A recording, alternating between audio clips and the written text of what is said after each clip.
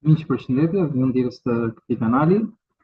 Mirë se u gjetëm në këtë mësim, ku do flasim për besimin e krishterë dhe kryesisht për tre traditat kryesore ose tre degët ose dhe njohur ndryshe si denominacionet e krishtërimit. Pra konkretisht për besimin e krishterë katolik, atë ortodoks dhe protestant, njohur ndryshe dhe si ungjillor.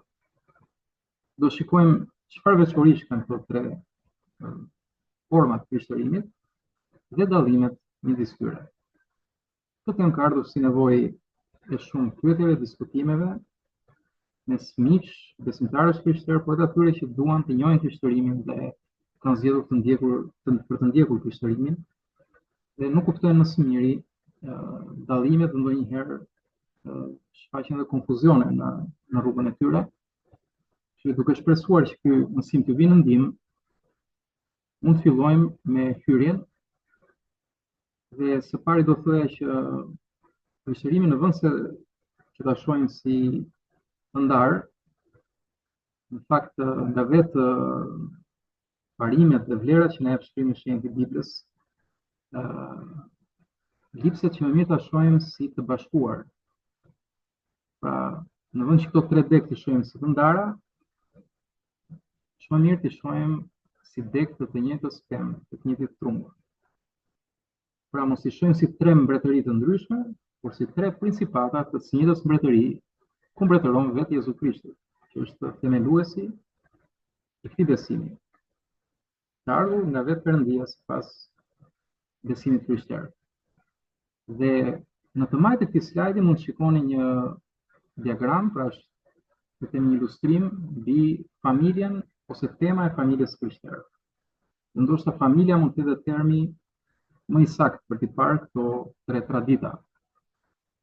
Themeluesi është vetë Jezu Krishti, nëse shkojmë tek rrënjët, në vitin 30 pas Krishtit, pas linjës Krishtit, dhe ky besim vazhdon më tej nga apostujt, të cilët shpërndan në vende të ndryshme të botës, nga Jerusalemi deri dhe në Ilirin nga asaj kohe, nga vitet 30 deri në 98, shpjega që në Iliri dhe shkruhet konkretisht në Bibël që besimi krishterë erdhi në Iliri, në një formë krejt paqësore dhe prarët si tani Ilirët, pra në shekullin e parë, rreth viteve 70, për të thënë në fakt, deri në Dalmati, pra Dalmatët është ku ndodhet Kroacia e sotme, e pranuan me paqe dhe me mjaftësi këtë besim, ku shpallur Ungjilli i paqes. Perëndia ka bërë paqe me gjithë njerëzit, i ka falur mëkatet me anë të besimit në sakrificën e birit të tij Jezu Krishtit në kryq për faljen e mëkateve të tyre. Dhe nga vitet 30 pra të Krishtit deri pas linjës Krishtit deri në 431 kisha ka qenë unifikuar dhe një si kisha katolike apostolike e kohës. Po duhet ngatuar me kishën katolike të Romës, që është tjetër emërtim historik. Katolike nga fjala katholikos e greqisht do të thotë universale, pra kisha mbarbotrore. Dhe apostolike do të thotë që ndjek mësimin e apostujve të Krishtit. Apostujt janë lajmëtarët e Krishtit.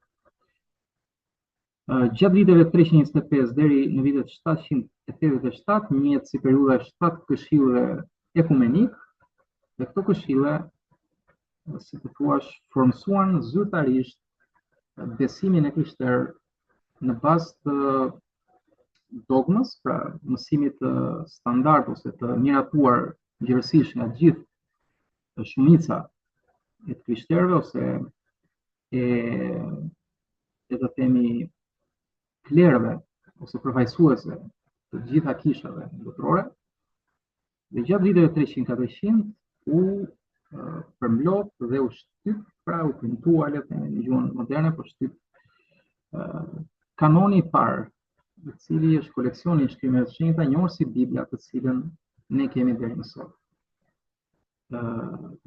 Cila deri në ato kohë ishte qarkulluar e thjeshme, nevojëdhëna nga vetë kisha që i mbante. Dhe Bibla përmban 10 e vjetër që janë shkrimet e Biblës hebraike para Krishtit dhe 10 e re pas Krishtit, shkrimet e apostujve dhe kishës. Dhe më tej gjatë viteve 1000 e 54 ndodh edhe ndarja e dy perandorive, perandoria romake, pra perëndimit dhe perandoria romake e lindjes, me qendër në Konstantinopol, çka pasoi pra deri në vitin 1554, siç e tham, atë quhet si skizma e madhe në krishterinë. Kisha ortodokse e lindjes ndahet nga kisha katolike e Romës. Dhe formohet kështu dega e dytë e krishterimit, pra krahas asaj katolike romake, çel le të themi dhe dega e dytë ortodokse e lindjes. Dhe më pas në vitin 1500 del edhe dega e tretë, që njihet si reforma protestante. Reforma protestante.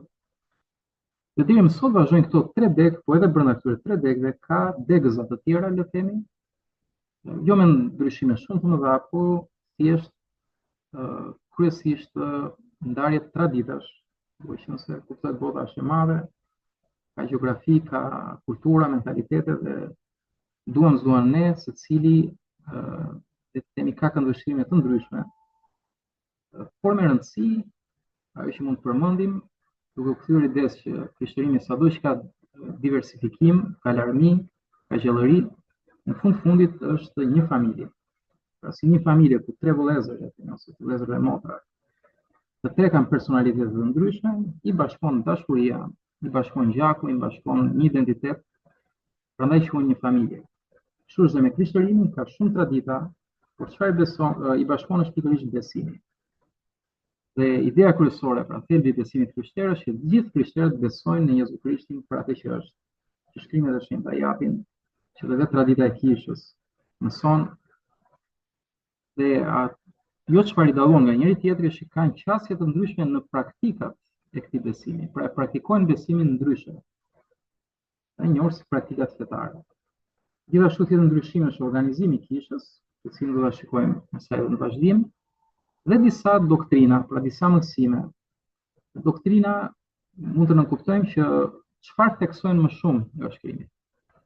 Pra secila nga këto tre degë, më tepër degëzat, ka element të shkrimit, të besimit që i thekson më tepër se të tjerët. Ndërkohë që një traditë tjetër thekson diçka tjetër më shumë se tjetra. Por në përfundim, prap duke mbyllur këtë pjesë të hyrjes aty ku filluam, pra me një pemë, një mbretëri, një familje, vetë shkrimi i shenjtë të Bibël, tek letra Efesianëve, kapitulli 4, nga vargjet 4 deri te vargu 6, na mëson që pavarësisht të gjithë këtyre zhvillimeve të këtij besimi në rrafshin kohor, në fundit të krishterët, ata që besojnë Krishtin, rrethojnë Krishtin, shpallin Krishtin dhe jetojnë për Krishtin, pra jetojnë si krishterë, që ka vendosur të jetojnë si krishterë, janë thirrur për të qenë një trup, një frym, për pasur një Zot, një besim, një pagëzim, një Perëndi dhe atë i të gjithë. Pra jemi të gjithë vëllezër dhe motra dhe bitë të të njëjtit Perëndisë pas shkrimit.